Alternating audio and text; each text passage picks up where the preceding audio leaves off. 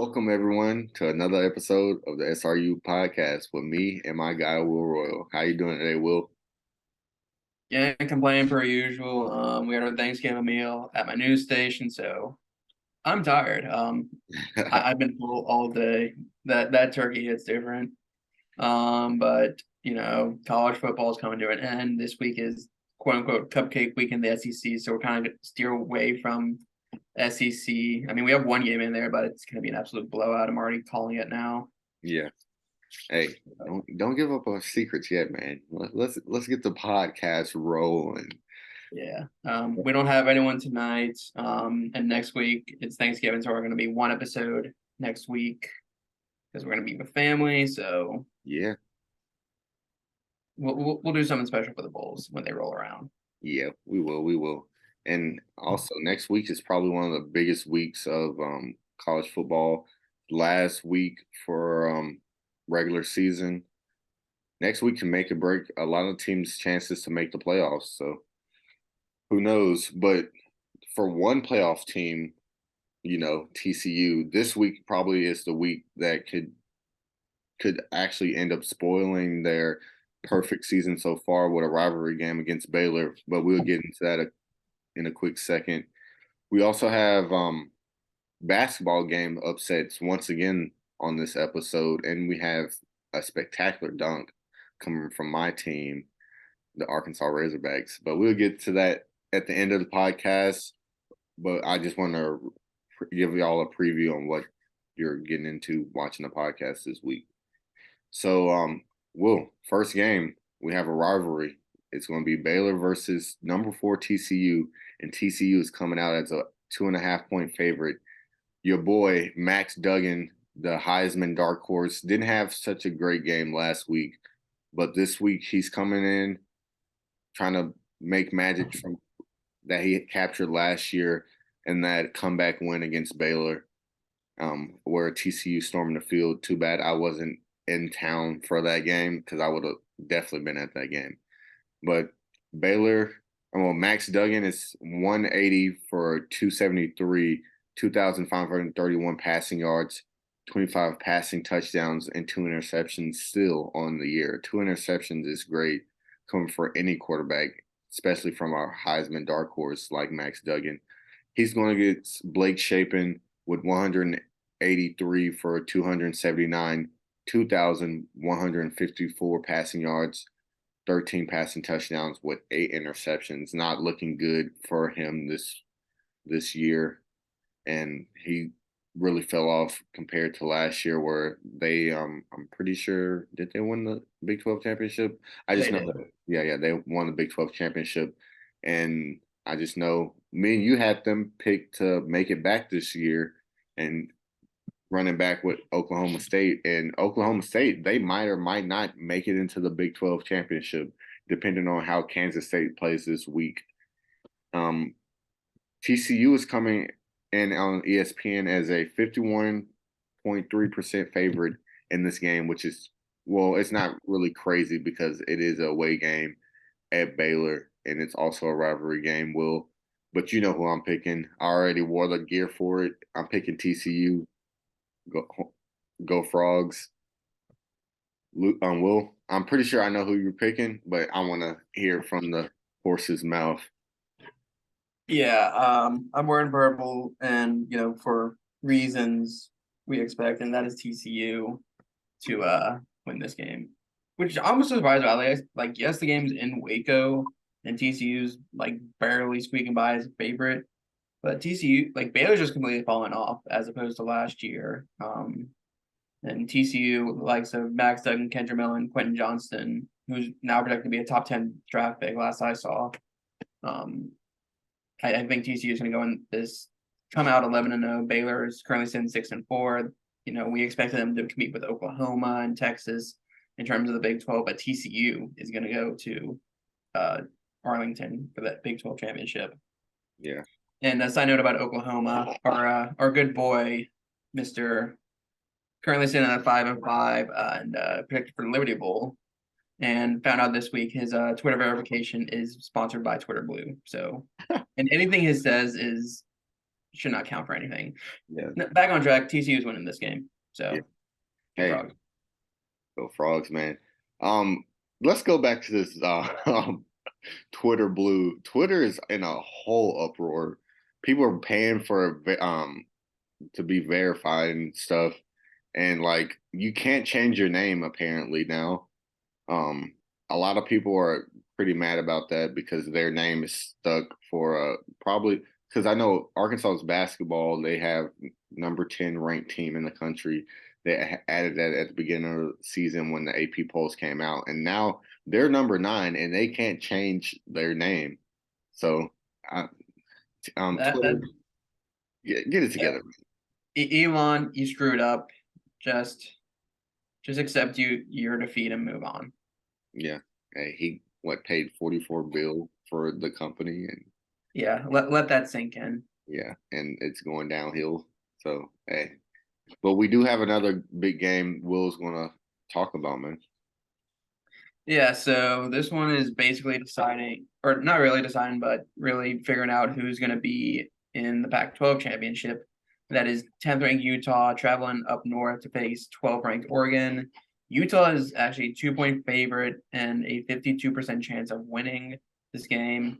Bo Nix is currently sitting at 2,700 passing yards, 500 rushing yards with 38 combined touchdowns with 5 interceptions, along with Cam Rising, who I've been like my QB dark horse all year, with 2,200 yards, 335 rushing touchdown or 300 rushing yards, 25 total touchdowns, 4 interceptions. I know you want me to say Utah just because of Cam Rising. Like I know you've been doing this with Sam Hartman all year with Wake, but I think Oregon's going to edge this one out. They did come up with a really bad loss to their biggest rival last week in Washington. They're hosting this game and they want nothing but revenge because if they win, I think they should still have a shot at winning the Pac-12 championship. And just looking at their stats right now, they don't really rely on the run game. They only have their leading rusher only has 2 rushing touchdowns compared to 7 out of Utah. But I think Oregon, they're going to use that momentum from last week and just be like, look, we lost to Washington. That really just completely wiped out our Heisman or not Heisman playoff hopes. So let's use this game to bounce back and at least claim a spot in the Pac-12 championship and at least get a spot closer to the Rose Bowl. So I'm taking the Ducks in this one. Yeah, I'm with you, Will. Even though ESPN has Utah as a 51% or 52% favorite, it's hard to go up to Eugene and win. And I'm going to have to go Oregon also. Bo Nix has looked spectacular. If he didn't lose last week, we could be talking about Bo Nix for Heisman. Like he was up there stats wise. He probably has the best QB stats in the nation. But team wise, him winning that Washington game and potentially making the playoffs could have boosted him up into winning the Heisman. You still have Hendon Hooker and CJ Stroud. My pick for the preseason was CJ Stroud, but Oregon, I'm on the same page with you. I see them coming back for revenge and beating Utah. I feel like it's going to be a really good game. This game is late as hell. Like it's very late. It's at 9:30 Central Time, which is what like 7:30 our time, No, 8:30. it's Oh wait, no, 9:30 no, I'm tripping. I'm tripping. Central Time. Yeah, it's 9:30. So that's like 10 o'clock. I don't know how many viewers they're gonna have. I will try to watch this game. Not Mhm. making any promises. Probably will wake up and see the score. But yeah, I have the Ducks for this one. I'm pretty sure you did say you have it too. But we Yeah. have another big Pac-12 game going down South Los Angeles. Well, not South Los Angeles, South California, between two rivals, USC number 7 and UCLA number 16. And we've been hinting at this game all year for the winner to make it to the Pac-12 championship and represents the South part of the Pac-12. And we have USC as a 2.5, I mean a 2-point favorite. Caleb Williams with 3,000 yards total, 31 touchdowns in the air, two interceptions, 300 yards on the ground, and six rushing touchdowns, which is amazing. People really don't talk about him much when it comes to Heisman. Probably because their schedule hasn't been like the best. It's been pretty easy, honestly, and they do have a loss to Utah. And Dorian Thompson Robinson with 2,003 or 400 yards, 20 touchdowns in the air, four interceptions, 500 yards on the ground, and seven rushing touchdowns. He's had a tremendous season. I don't know how many years he have of eligibility left, but possibly if he comes back, he could be looking at a Heisman run next year. I could see, depending on how good UCLA is next year. And we will finally figure out is LA blue or red, Will. But oh yeah, let me make my pick for this game. Yeah, yeah. Go ahead. I'm a dang. Earlier in the season, I probably would have picked UCLA, but now I'm gonna have to go on the Trojan bandwagon, like my boy Jack on Hampton Sports. He's been on the Trojan bandwagon all year. So yeah, I'm gonna hop on the bandwagon with my boy Jack. Will, who do you have for this game? So to put it bluntly, USC is the only real contender left in the Pac-12 that could make the playoffs. On a realistic note, if they win out and win the Pac-12 championship, ESPN has them as a 60-point favorite traveling to the Rose Bowl, and I'm gonna go with you. I'm gonna take USC in this one. Caleb Williams been having a really good year, paired up with Lincoln Riley and Travis Dye and Jordan Addison, even though injured early on in the Utah game. But I'm not discrediting UCLA. DTR is still a good quarterback. Zach Charbonnet is still one of the best running backs in the country, but I think USC offensively is going to overpower UCLA's defense, and it's going to be, I'm not calling it a blowout, but it's going to be a fairly close game. Like, not a close game. That's what I'm saying. You Like, don't think yes, USC is a 2.5, is a 2-point favorite, but I think it's going to be more than that. And so, in summary, I'm taking USC.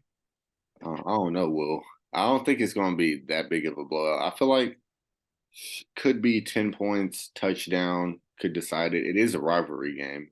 And, well, I would say home field advantage, but it doesn't really matter. It's in LA.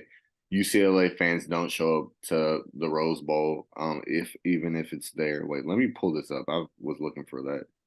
It is, yeah, it's at the Rose Bowl, but UCLA fans don't even really pack it out. We've had this conversation earlier in the season, and LA is a Trojan town. Like everyone goes to USC for football, but when basketball season comes around, everyone's with UCLA. But yeah, we'll I guess you can take this next game. It's most likely going to be a blowout, and I'm pretty sure we're on the same page for this one too. Yeah, this one's going to, like, I think it's pretty much wrapped up before a game even kicked off, and that is Illinois traveling to Ann Arbor for Michigan. Michigan's last home game before their big game with Ohio State next week. Michigan's an 18-point favorite and a 90% chance of winning on ESPN. Tommy DeVito of Illinois is 2,000 passing yards, 15 passing touchdowns, 3 interceptions. JJ McCarthy, who, like we talk about, not the initial starting quarterback, but came in after week 2 and is now taking over. Slightly less, 1,700 passing yards, 14 touchdowns, 2 interceptions, but there's no stopping Michigan at this point. They're just too good, and I mean, I don't even know what more I can say. Like, Blake Corum is arguably the best running back in the country. Like, Michigan's going to run over them, not even close. But the one thing I do want to talk about in this game is with the other team, Illinois. We talked about this before we started recording, and how much of a wild card the Big Ten West is right now. Like, basically any team could win, even Northwestern, who has like 2 wins all season. So it's going to be interesting to see how this pans out. It's going to come down to either like Illinois, Wisconsin, or maybe even Iowa. I mean, realistically, anyone. Yeah, Purdue is #1 at the moment. Yeah, Illinois is currently top in the division right now. And Brett Bielema, I know one of your favorite coaches. He's turned his program around. Like, Illinois used to be kind of a joke, and now they're they're going to a bowl game 7-3, probably going to go 7-4 after this week, but it's going to be Michigan all over in their last game at the Big House this year. Yeah. Hey, well, I told you I don't hate Brett Bielema. He had some questionable recruiting methods, but he turned us Arkansas around as a program, and I'm actually happy to see Illinois and Brett Bielema play well. I just remember Illinois being pretty decent growing up, and from the past, like I want to say, like 10 years, Illinois has been very quiet as a program. Sometimes I even forget they are a program. But other than that, I'm picking Michigan. Michigan will they're I feel like that program is already looking to the next week where they have to play one of the probably the biggest rivalry in college football between Michigan and Ohio State next week. Um, JJ McCarthy has played well, been a great quarterback for the system that Harbaugh has, and Blake Corum is just having a great year. I feel like any other year he would be clear cut favorite to win the Heisman, but this year is just so loaded at the Heisman. Quarterback wise. Yeah, quarterback wise, just the room in general is loaded.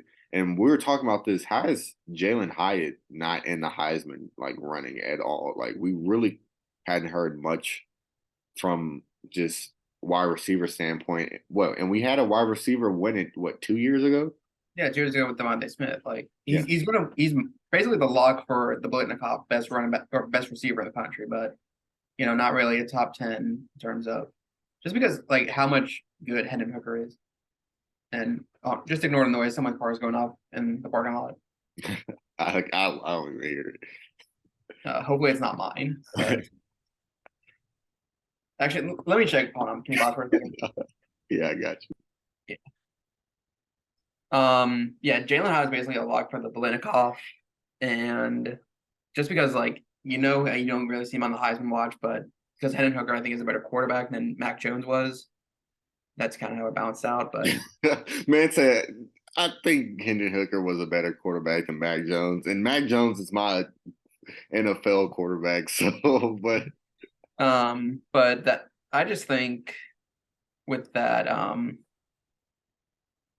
yeah, like if this wasn't like a really stacked quarterback year, Blake Corum would definitely be like top 5 at least. well, most people have him like three or Yeah, like he would definitely be on his way to New York. But I just think like there's more talent at quarterback, but that's not discrediting Blake Corum. yeah. But So we have this next game, and a game we thought would be a deciding point in Georgia's season, this game or the Tennessee game.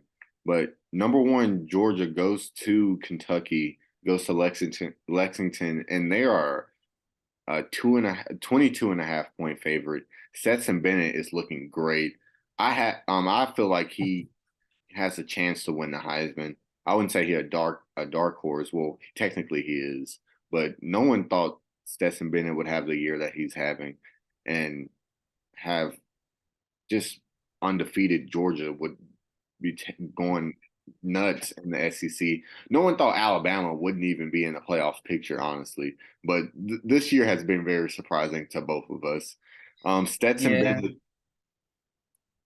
no, I'm just saying. Yeah, no, go on, continue. yeah, Stetson Bennett has almost 3,000 passing yards with 2,895 with 14 touchdowns, 5 interceptions, and almost 200 rushing yards with 7 rushing touchdowns. Uh, rather than Will Levis, probably the most overrated quarterback, I would say, of all time. Like it's ridiculous how overrated. That's a stretch. Will. It's been pretty bad how overrated he's been, and he's still overrated. Most people have him going top 3 in the mock drafts, but that's neither here nor there. He has 2,012 yards in the air, 16 touchdowns, 9 interceptions, and 2 rushing touchdowns. We all know who we're picking for this game. I'm picking Georgia, and they could probably even cover, honestly. Yeah, like this is Georgia's The next 2 weeks for Georgia are going to be really easy. You have Kentucky, and then you have Georgia Tech. No offense, Wyatt. Um, but they're now focused on SC championship in Atlanta. So they're gonna. I think this one's gonna be. You're right. They could cover at 22.5 and on ESPN 93% chance of winning. So I'll keep this brief. Yeah, Kentucky lost to Vandy last week. Let's not forget about that. Yeah. Vandy, they snapped Vandy's 26-game SEC losing streak. Hey, well, that's why I'm saying Will Levis is probably one of the most overrated quarterbacks of all time. Just for the fact that they lost to Vanderbilt. Like, imagine losing to Vanderbilt. Couldn't be me. Um, but it's ridiculous. Will, how do you feel about Will Levis being projected top three, even maybe even top five not even quarterbacks, just players taken in the draft? Yeah, no, like this mock draft I saw yesterday, I think it was PFF. It went Bryce Young 1 to the Texans, which please. 2 is CJ Stroud to the Raiders, and then 3 is Will Levis to the Panthers, which I don't see how or why. I don't know. It's these pro football focus scouts or whatever NFL scouts are just loving about him. Maybe is it his arm, his ability to run the ball. This man has 16 touchdowns and 9 interceptions. 9 interceptions is just a red flag already. And most quarterbacks that we've been over, top quarterbacks we've been over, they're closer to the 3,000 yards in the air range. I feel Mhm. like he's barely edging out a 2,000 yard season so far. I just don't see the big hoopla over Will Levis at all. But who knows? We I guess we'll find out when pro days come and just draft day gets here and draft combine. But we have a unusual college game day game. I'm gonna let you take care of that one. Yeah, usually around this time when all the big schools are playing the smaller schools, game day usually focuses on the smaller rivalries, and they finally making it out to Montana this week. Montana versus Montana State, known as the Brawl of the Wild. This year it is in Bozeman, home of Montana State, and they are currently a 1.5 point favorite. Lucas Johnson of Montana is 1,700 yards, 18 touchdowns, 7 rushing touchdowns, 5 interceptions. And then you have Tommy Mellett, who is only about 1,200 yards, but he has 16 total touchdowns with 700 yards. He's their leading passer and rusher. And last week they put up 72 points on division or conference rival Cal Poly.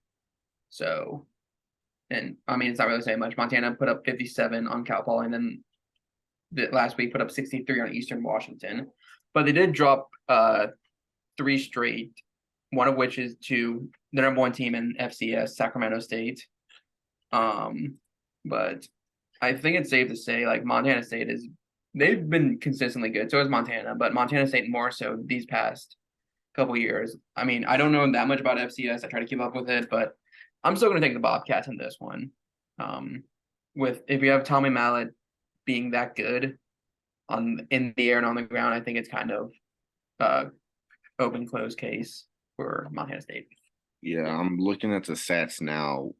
His stats are ridiculous for a quarterback to be leading the team in rushing like Jaden Daniels has for LSU.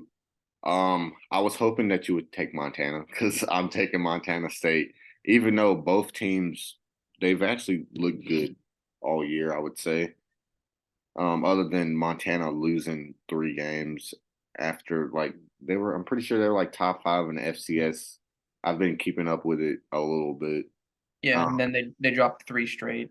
yeah, losing to Idaho, which I'm pretty sure was another rivalry game that they had in Weber State and the number 1 team in the nation for FCS Sac State. But yeah, I'm gonna go Montana State also. It looks like me and you have picked the exact same. Nothing separates us. Yeah, nothing separates us, and I'm still down a game. But am I gonna watch this game? I don't know. Probably not. Probably not. Yeah, probably not. what it's at 1 o'clock. Yeah, I probably won't, but I will look at the score and probably watch a review or whatever.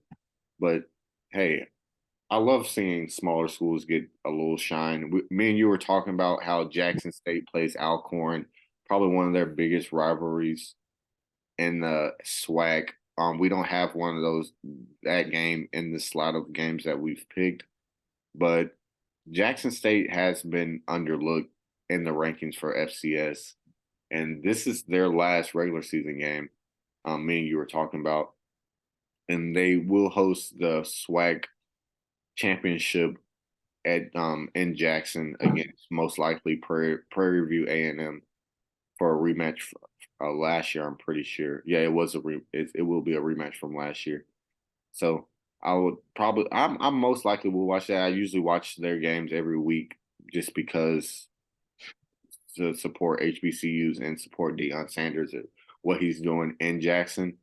But other than that, that should be all for the college football half of the podcast.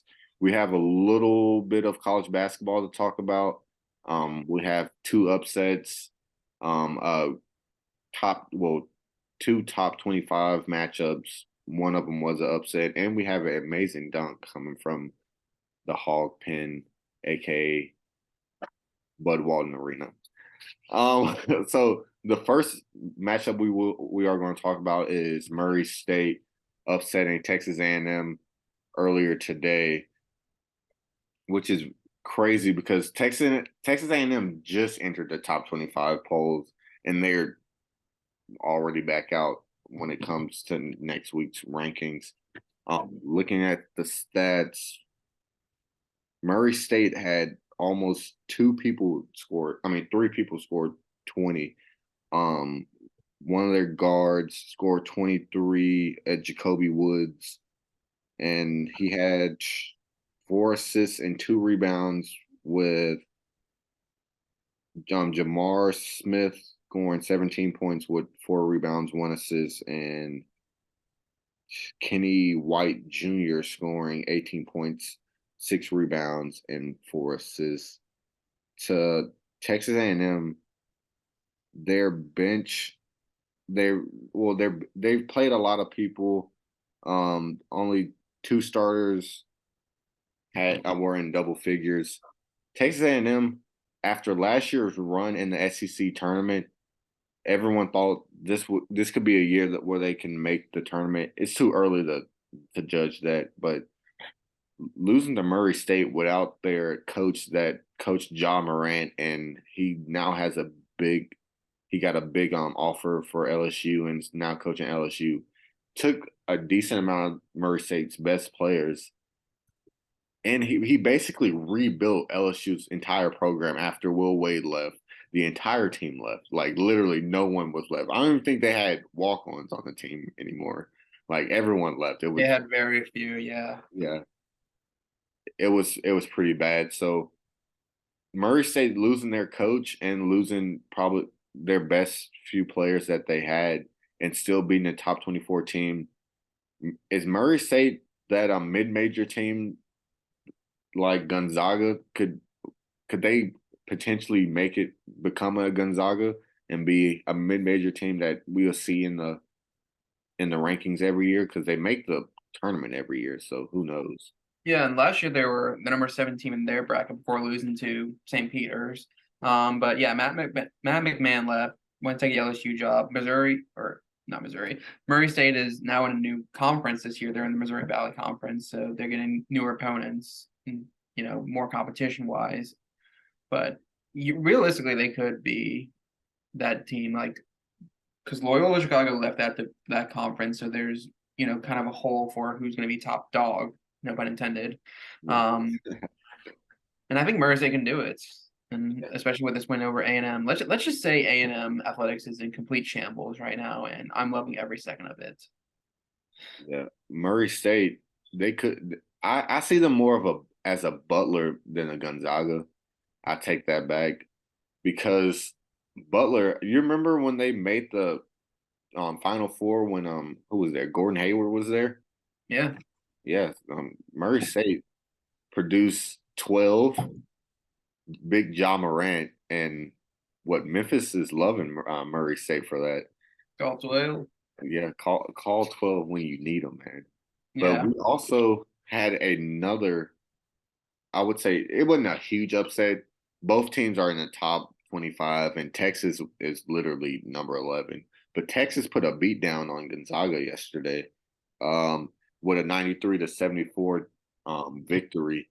And Texas, I was watching this game. Texas, they were just winning like most of the entire game, probably even most of it. What the Gonzaga scored 37 in both halves, and yeah, Texas had 47 in the first half and 46 in the second. After what Texas did to Arkansas in that exhibition game, which I'm not going to go very deep into that, we lost by 30. But hey, Arkansas never really has a good first half of the season. Second half, we always just go off and make it to the Elite Eight the past 2 years. But Mhm. Texas is looking great. Tyrese Hunter went 26 points and shoot, let me pull that up. My bad. Tyrese Hunter had 26 points and literally led the team in scoring. And Dylan Mitchell, even though he didn't score but 8 points, he had some thunderous dunks, bro. I don't know if you watched it, Will. I think you told me you didn't, but Texas is looking really good. Honestly, when it comes down to the end of the year, they could be a Final Four team and maybe a national championship team. And I hate to say it. Yeah. I watched a little bit of this game. Ended up falling asleep to it, but I mean, we're still so far out from where we're going to be in March. And when it comes to the bracket, you know, anything can happen. Like look at St. Peter's. Yeah. Um, but I'm well. We'll start. I'll start with giving more of my bigger March Madness runs. Probably like around January, like when conference play picks up. That way we can kind of see like who's really a threat because the Big 12 has been a basketball powerhouse the last 2 years. They've had the last two national champions. And so, speaking of the Big 12, what the defending national champion Kansas ended up beating Duke in the Champions Classic. The only one game being Michigan State, Kentucky. We talked about that the other day. Is this more of a surprise to you seeing the defending champs take out a Duke team that has their first year without Krzyzewski in 30 years? No, this isn't very much a surprise to me. Kansas looks great. Grady Dick looks like that guy for Kansas. He had 14 points. He didn't lead the team in points, but he looks like a spot up shooter. He looks as good as he did in high school at Sunrise Christian, where he was teammates with Kendall Brown and Kennedy Chandler. But he's looking real good for the games that I've watched from them. Duke, they're a young team. I'm pretty sure Derek Lively, this might have been his first game. He didn't even start. He was the number one player coming out in some rankings. Some of them had Nick Smith Jr. and I'm pretty sure Duke's other freshman who didn't play, Derek Whitehead, he was number one in one of them. Duke did have the number one recruiting class, edging out Arkansas by a just a few people. I'm pretty sure they had more 5 stars than Arkansas, and Arkansas had 3. Duke's just a young team. I feel like by the end of the year, John Shire is going to have this team playing well. They'll be clicking. All of their freshmen and all, just everyone on their team will be have matured by then. Their center that they got last year, what's his name? Kyle Filipowski. He looked good from what I saw. Had 17 points, 14 rebounds, double double. So seeing we might end up seeing him and Derek Lively in a lineup together, and I can't wait to see for that to happen. I just can't wait to see how Duke looks at the end of the year. I feel like they could potentially be a Final Four team. I definitely see them going Sweet 16, Elite Eight, and I feel like their team is built to make it long term in the tournament. We have seen Duke get upset in the tournament, and I don't feel like this team is a team that could get upset this year. Um, I actually, I don't know if you want to talk about this game anymore, Will, but I actually want to go to the next topic because it involves my squad, Arkansas. Trevor in Brazil probably had the dunk of the year already in college basketball, where he literally murdered a South Dakota State big man on a basically, I'm pretty sure it was like a two-step vert dunk where he cocked it back all the way back here and just slammed it on his head. Um, Arkansas has looked good without Nick Smith Jr., who's suffering from some type of knee injury that they've keeping under wraps. Well, I don't know if you probably hadn't watched any Arkansas, but I know once SEC play comes around, you will probably be looking at Arkansas trying to see what they're going to do when it comes to them playing against Alabama. I actually love this Arkansas team because we fixed what we had problems with last year. The reason why we lost to Duke, we had a length problem. I'm pretty sure we only had like one big man in Jalen Williams, who's at um, Oklahoma City Thunder. And this year, our shortest player is literally 6'4". Will.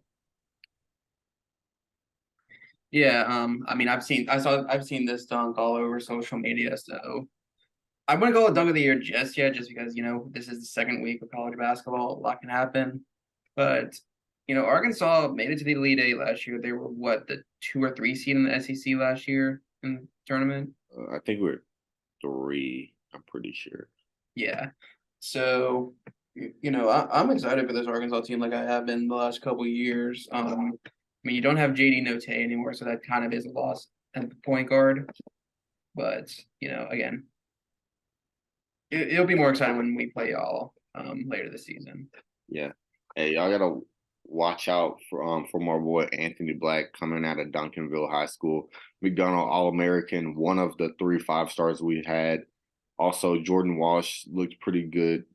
Our defense is just playing very good just because how tall we are and how easily and especially how Eric Musselman coaches and focuses on defense. He pushes defense hard. And I feel like we could probably be the best defensive team in the nation just from the athleticism and length that we have on that team.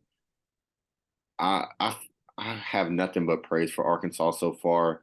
Last night we finally shot well beyond the arc, and it honestly at the beginning of the season, if you would have told me Arkansas was going to shoot around 50% in a game behind the arc, I would have said you're lying because we have no good 3-point shooting. That was one bad thing about JD Note leaving and going pro. He took most of our 3-point shooting with him. Yeah. But I think that'll do it for this week. Like I said, we only have one episode next week because of Thanksgiving. It's always been a pleasure doing this with you, Bress. Yeah. Thank y'all guys for watching. Make sure you like, comment, and subscribe. Turn on their post notifications, and we'll see y'all next week. Deuces. Deuces.